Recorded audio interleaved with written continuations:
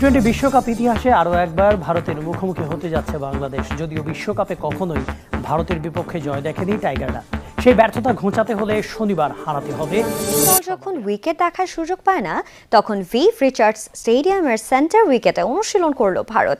ICC কিভাবে সুযোগ দেয় ম্যাচের আগের দিন এমন অনুশীলনের, যে উইকেটে হবে। বিশ্বকাপে উঠছে টিম ইন্ডিয়া। ফেভারিট দলটা হট ফেভারিট হয়ে উঠেছে, এখন পর্যন্ত হারেনি একটি ম্যাচও। তবে সামনে যখন বাংলাদেশ একবারের চ্যাম্পিয়নরা, তখন একটু বাড়তি সতর্ক। আসসালামু আলাইকুম সুপ্রিয় দর্শক বন্ধুরা, এবারে টি-20 বিশ্বকাপে টিকে থাকার লড়াইয়ে আজ বাঁচা মরার ম্যাচে ভারতের বিপক্ষে মাঠে নামছে বাংলাদেশ। দর্শক বন্ধুরা, তারই আগে ভারতের ওপেন দুর্নীতিতে আইসিসি যেন অসহায় হয়ে পড়েছে।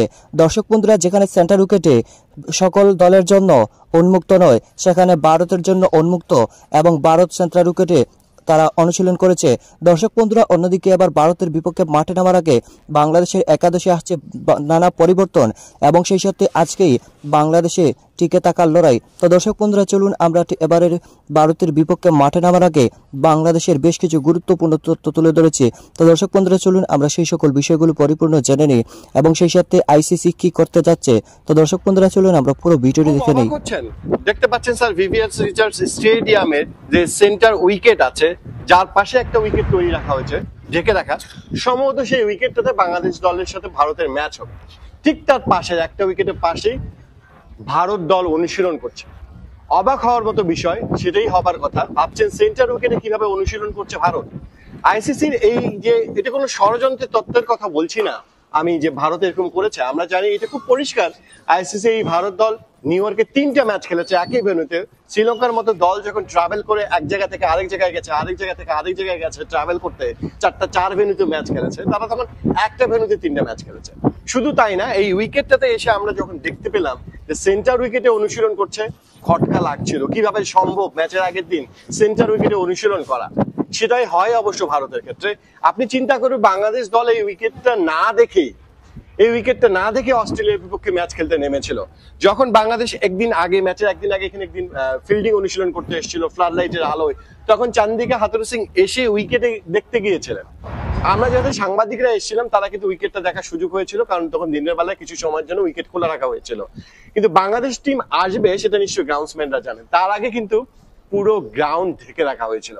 চান্দিকা হাথুরু সিং এসেও সে উইকেট তার দেখার সৌভাগ্য হয়নি। সেন্টার উইকেটে প্র্যাকটিস করা তো দূরে থাক, উইকেট দেখার সুযোগ যখন বাংলাদেশ টিম পায় না, সেখানে ভারত দল সেন্টার উইকেটে অনুশীলন করে। এই প্রশ্ন থাকে, তাই তো প্রশ্নগুলো ওঠে যে কেন। এমনিতে আইসিসির ফিকচার নিয়ে অনেক রকম কথাবার্তা কিন্তু আছে। সেটা হচ্ছে কি রকম, দেখেন, ভারত আর পাকিস্তান সবসময় সব জায়গায় একই গ্রুপ হয়। গ্রুপিংটা তাহলে হয় কিভাবে? র্যাঙ্কিং এর ভিত্তিতে গ্রুপিং হয় কিভাবে? যে কোনো লটারি দিয়ে? আমরা জানি উয়েফা বিভিন্ন জায়গায় যখন লটারির মাধ্যমে গ্রুপিংটা হয় আমরা সেটা দেখি। কিন্তু এই যে ভারত পাকিস্তান একই গ্রুপে পড়ে, সেটা নিশ্চয়ই এর বাণিজ্য পিছনে কাজ করে। আর এখানে এসেও আসলে অবাক হতে হয়, বিরাট কোহলি, রোহিত শর্মারা সেন্টার উইকেটে টানা অনুশীলন করেই যাচ্ছে। এটা একটা ঐচ্ছিক অনুশীলন ছিল, খুব স্বাভাবিক। হয়তো ফিল্ডিং অনুশীলন করতে পারতো ভারত বা অন্য কিছু, কিন্তু এসে যখন এরকম সেন্টার উইকেটে অনুশীলন করা হয়, করতেই পারে। যদি তাদের করতে দিতে হয় তখন আরেকটা দলকেও দিতে হবে, তাহলে কিন্তু প্রশ্নগুলো আসে না। সেখানে বাংলাদেশের মতো একটা দল উইকেট দেখারই সৌভাগ্য হয় না, সেখানে ভারত টিম অনুশীলনটা করেই যাচ্ছে। তাই তো এই প্রশ্নগুলো তৈরি হয়, আইসিসি কি বিমাতা সুলভ আচরণ করে বাকি দলগুলোর সঙ্গে? ভারতের জন্য ব্যাপারটা এক নিয়ম, অন্য দলের জন্য আলাদা নিয়ম। এই প্রশ্নগুলো উত্তর দেওয়ারও আসলে কিছু থাকে না। তবে উত্তর দেওয়ার একটাই পথ, সেটা হচ্ছে পারফরমেন্স। অস্ট্রেলিয়া, নিউজিল্যান্ড, ইংল্যান্ডের মতো টিমগুলো সেটা পারফরমেন্স করে দেখিয়ে দিচ্ছে।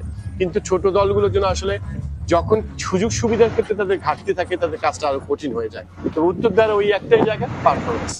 বাংলাদেশ কি পারবে সেই পারফরমেন্স দিয়ে ভারতকে উত্তরটা দিতে? তাহিদ আমির, যমুনা স্পোর্টস, এন্টিগা। টি-20 বিশ্বকাপে উঠছে টিম ইন্ডিয়া। ফেভারিট দলটা হট ফেভারিট হয়ে উঠেছে, এখন পর্যন্ত হারেনি একটি ম্যাচও। তবে সামনে যখন বাংলাদেশ একবারের চ্যাম্পিয়নরা, তখন একটু বাড়তি সতর্ক। বিশ্বকাপের এবারের কন্ডিশন বাংলাদেশের পক্ষে কথা বলছে। স্পিন নির্ভর বাংলাদেশ হুমকি হয়ে উঠতে পারে যে কোনো দিন, যে কোনো প্রতিপক্ষের বিরুদ্ধে। ভারতীয় কোচ বিক্রম রাঠোর তাই সমূহের চোখে দেখছেন বাংলাদেশকে। ভারত তাদের গ্রুপ পর্বের 3টি ম্যাচই খেলেছে নিউ ইয়র্কের নাসাউ কাউন্টি আন্তর্জাতিক ক্রিকেট স্টেডিয়ামে। অস্থায়ী যে ভেন্যুতে উইকেট ছিল রহস্যময়।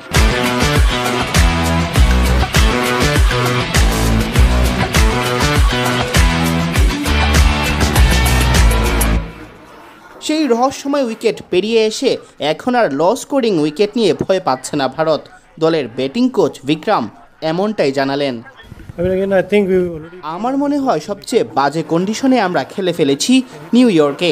এখন তাই যত লো স্কোরিংয়ে হোক না কেন ভালোই লাগবে। আজও উইকেট দেখে ভালোই মনে হলো, তাই আশা করছি ভালো উইকেট পাবো। মানে এতটা চ্যালেঞ্জিং হবে না যতটা নিউ ইয়র্কে ছিল। আর ব্যাটিং ইউনিট হিসেবে যেমন কন্ডিশনে হোক আমাদের মানিয়ে নিতে হবে।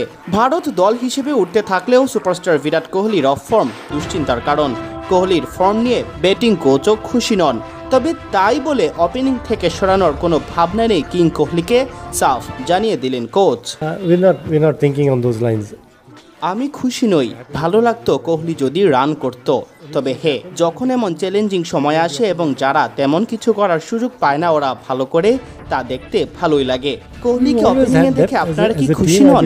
আমরা ব্যাটিং অর্ডার নিয়ে ভাবছি না, যেমন আছে তেমন নিয়েই খুশি। যদি কোনো পরিবর্তন আসে তা প্রতিপক্ষ এবং কন্ডিশনের ওপর নির্ভর করে আসবে। বাংলাদেশকে এই কন্ডিশনে শক্তিশালী প্রতিপক্ষ হিসেবেই দেখছে প্রতিবেশী দেশ ভারত। বিক্রমের ভাষায় বাংলাদেশ ভালো দল, তাদের স্পিন বোলিংয়ে দক্ষ অনেকেই আছে যারা এই কন্ডিশনে অনেক ভালো করে। স্পিনারদের জন্য উইকেটের সহায়তা থাকায় তারা সুবিধা পায় এবং তাদের দলে স্পিনারও অনেক। এই ফরম্যাটে প্রতিটি দলই কঠিন প্রতিপক্ষ। আমি বিশ্বাস করি টি-20তে সহজ ম্যাচ বলে কিছু নেই। তবে আগের ম্যাচে ভারতও স্পিনে প্রাধান্য দিয়ে সাজিয়েছে একাদশ, তাই এই কন্ডিশনে নিজেরাও যে কম যায় না টাইগারদের যেন সে কথাই মনে করিয়ে দিলেন এই ভারতীয়। এই কন্ডিশন আমাদের সাথেও মানানসই, কারণ আমরা একাদশে 2-3 জন স্পিনার রাখতে পারি। তাই আমি নিজেদের দলকেই সেরা ভাবি, এটাই আমাদের শক্তি। Siam Chowdhury, BD cric time. Do suit them a little as a team, I think, because the wickets seem to have a bit of some help for the spinners, and they do have spinners in their team. But again, in this format, I think every team is a tough team. I don't believe there is any contest in T20 cricket which is an easy contest. It might look like in the end, I mean today we won by almost 50 runs, so it looks easy, but I'm sure when the game was on, it felt pretty tight. I'm not happy. I would love if we get going and score more runs, but yeah, I mean it's good that when you are challenged at times, and you know the guys who are not getting too much of batting in India sometimes, they are the ones who. তো দর্শক বন্ধুরা, আপনারা হয়তো পুরো ভিডিওটি দেখে এবং এই সকল আলোচনাগুলো শুনে অবশ্যই বুঝতে পেরেছেন অবশেষে ভারতের ওপেন দুর্নীতিতে আইসিসি যেন অসহায় হয়ে পড়েছে। অন্যদিকে বাংলাদেশের টপ অর্ডার ব্যাটসম্যানরা যদি এভাবেই করে যায় তাহলে আজও ভারতের সাথে হারা নিশ্চিত। তবে বাংলাদেশের একাদশে আসছে পরিবর্তন। তো দর্শক বন্ধুরা, আপনারা পুরো ভিডিওটি দেখে এবং সেই সাথে এই সকল বিষয়গুলো শুনে আপনারা কি বুঝতে পেরেছেন? তবে কি ভারতের কাছে আইসিসি জিম্মি? তো দর্শক বন্ধুরা, এ বিষয়ে আপনাদেরকে মতামত অবশ্যই কমেন্ট করে জানিয়ে দিবেন এবং সেই সাথে আজকের একাদশে কার কার পরিবর্তন চান অবশ্যই কমেন্ট করে জানিয়ে দিবেন। তো দর্শক বন্ধুরা, ভালো থাকুন, সুস্থ থাকুন।